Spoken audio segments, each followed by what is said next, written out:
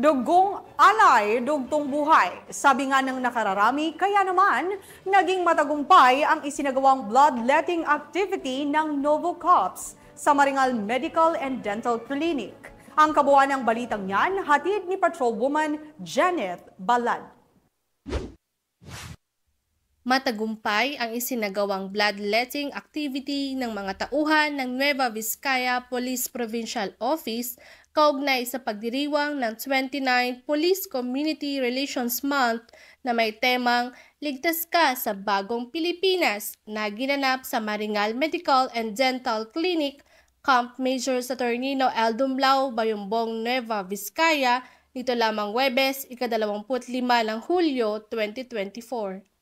Pinangunahan ni Police Colonel Camlon P. Nasdoman, Provincial Director ng Nueva Vizcaya PPO, katuwang si Police Lieutenant Colonel Orlando M. Tasio, Chief ng PICADU, kasama ang ibang miyembro ng Philippine Red Cross, kapulisan ng Nueva Vizcaya at iba pang stakeholders.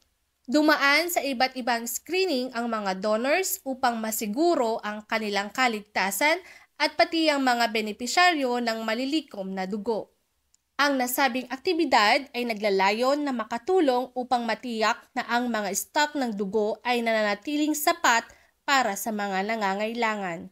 Lubos ang pasasalamat ni Police Colonel Nasdoman sa Philippine Red Cross Nueva Vizcaya Chapter at sa mga taong bumuo ng nasabing aktibidad.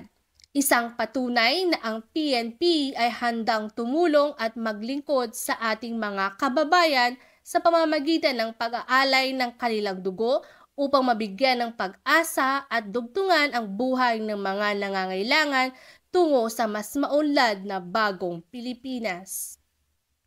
Mula dito sa Lambak ng Cagayan, ako ang inyong PNN correspondent, Patrolwoman Janet Balad, alagad ng batas, tagataguyod ng Balitang Pulis.